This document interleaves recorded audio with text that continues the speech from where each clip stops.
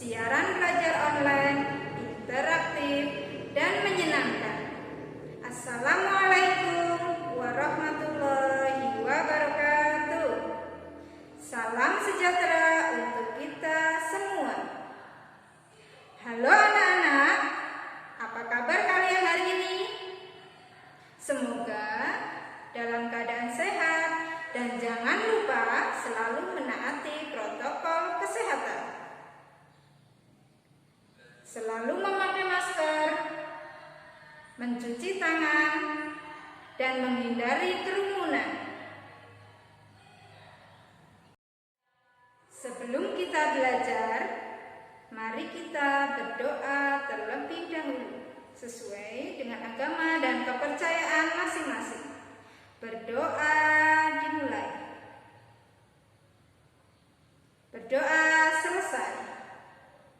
Pada video kali ini, Ibu Desi akan menemani kalian belajar kelas 5, tema 8, subtema 1, manusia dan lingkungan. Tujuan pembelajaran yang akan kita capai, yang pertama, dapat mengenal pentingnya air bagi kelangsungan hidup makhluk hidup. Kedua, dapat menjelaskan terjadinya siklus air. Dan yang ketiga, dapat menjelaskan keberadaan air di permukaan bumi. Pernahkah kalian membayangkan hidup tanpa air? Kira-kira apa yang akan terjadi? Salah satu kebutuhan pokok sehari-hari makhluk hidup di dunia ini tidak dapat terpisahkan adalah air. Tidak hanya penting bagi manusia, air merupakan bagian yang penting bagi makhluk hidup, baik hewan maupun tumbuhan.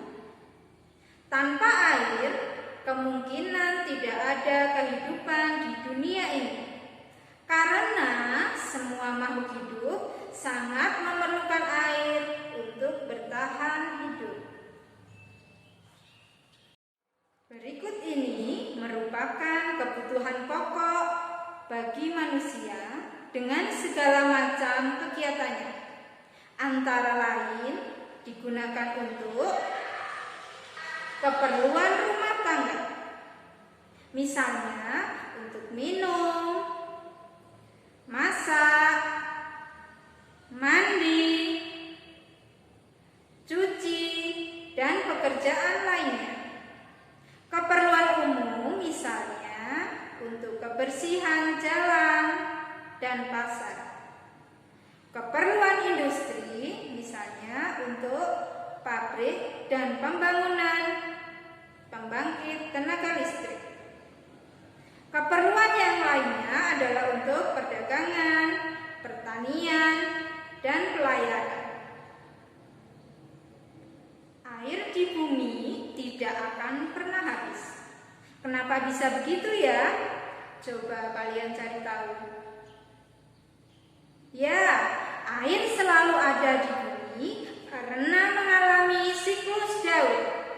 Siklus air adalah perubahan yang terjadi pada air secara berulang-ulang dalam suatu pola tertentu. Perhatikan gambar di samping ini. Gambar yang ada di hadapan kalian ini. Nah, tadi yang pertama, proses dari siklus air adalah evaporasi. Perhatikan di sini. Evaporasi adalah menguapnya air yang ada di bumi karena terkena sinar matahari. Bisa kita lihat di sini, yang menguap bisa air dari laut, bisa air dari danau, kemudian bisa juga air dari sungai. Nah, jadi air di laut, di sungai, dan di danau menguap akibat panas dari sinar matahari. Setelah evaporasi, lalu peristiwa selanjutnya adalah kondensasi. Jadi, uap air hasil evaporasi ini naik dan berkumpul di udara. Lama-kelamaan, udara tidak dapat lagi menampung uap air. Nah, suhu udara yang dingin membuat uap air yang ada di udara ini berubah menjadi titik-titik air. Titik air ini membentuk awan. Kemudian, kondisi suhu yang semakin dingin membuat titik air makin besar, semakin besar dan juga berat hingga terjadilah proses yang selanjutnya yaitu presipitasi. Ya, presipitasi ini adalah jatuhnya titik-titik air ke permukaan bumi. Bisa dalam bentuk hujan, bisa juga dalam bentuk salju. Lalu, air dari presipitasi ini meresap ke tanah. Ada juga yang jatuh ke sungai atau ke danau atau bisa juga ke laut. Ya, dan dari laut, dari danau, dari sungai kembali menguap, terjadi evaporasi lagi, kemudian kondensasi lagi mendingin, di sini terjadi pengembunan. Lalu semakin berat awannya, terjadi presipitasi lagi, dan terus seperti ini prosesnya.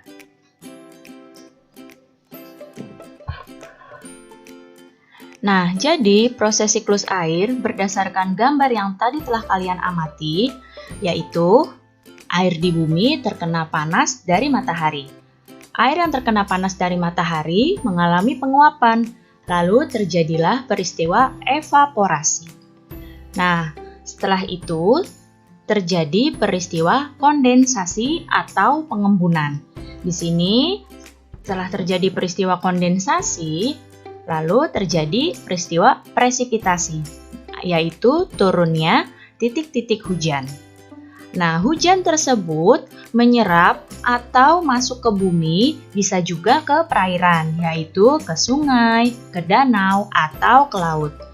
Nah, kemudian air tersebut yang di sungai, di danau, atau di laut terkena lagi panas di bumi, terkena lagi panas matahari, lalu terjadi lagi evaporasi, kemudian kondensasi, presipitasi, dan terus seperti itu berputar.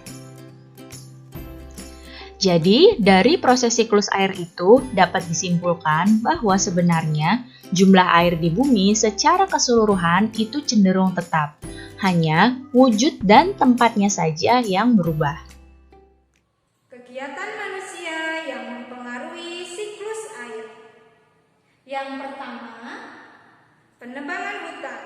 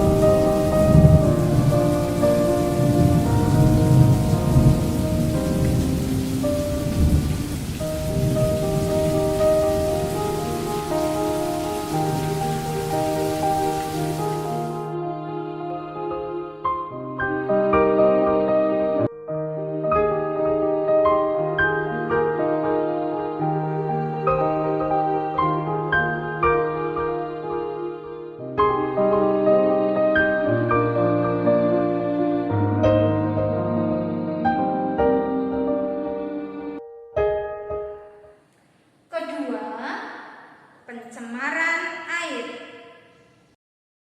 Pencemaran air yaitu masuknya makhluk hidup, zat, energi atau komponen lain ke dalam air. Akibatnya, kualitas air menurun sampai ke tingkat tertentu yang menyebabkan air tidak berfungsi lagi sesuai dengan kegunaannya.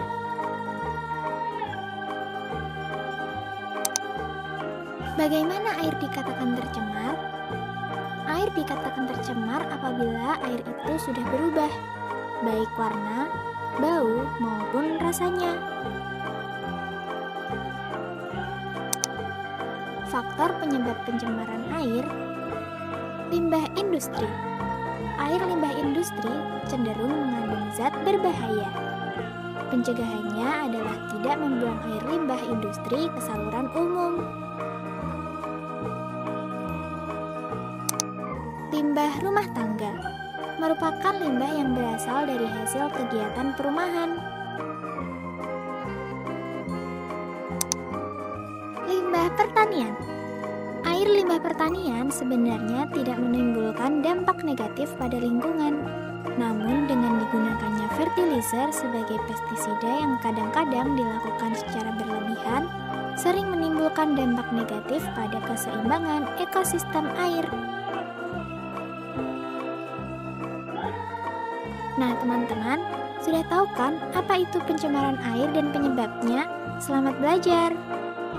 Nah, sekarang kalian tahu betapa pentingnya air untuk kehidupan makhluk hidup. Di rumah, kamu harus mempraktekkan kebiasaan menghemat air. Bisa dilakukan dengan cara yang pertama, menutup air dengan rapat setelah selesai menggunakan. Mandi dan mencuci pakaian dengan air secukupnya. Menyiram halaman rumah dengan air bekas cucian. Menyiram tanaman dengan air bekas mencuci sayuran.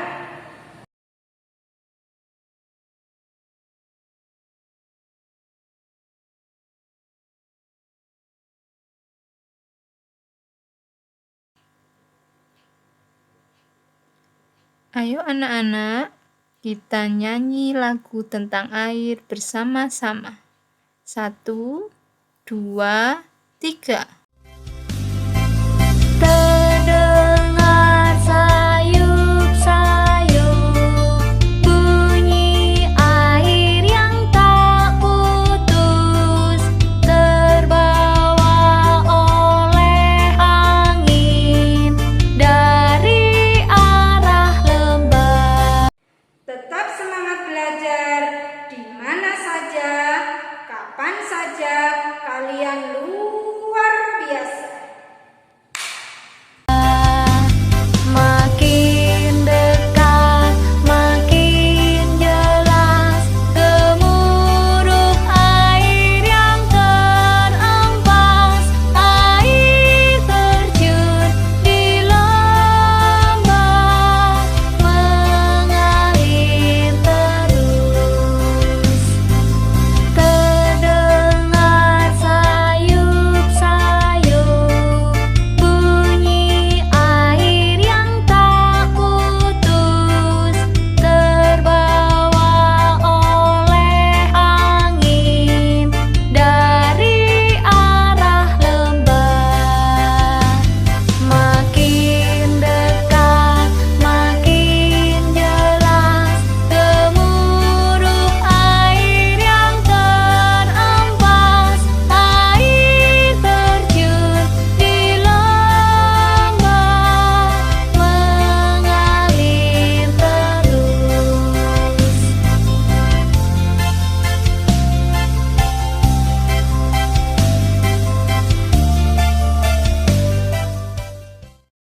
Cukup sekian pembelajaran kali ini.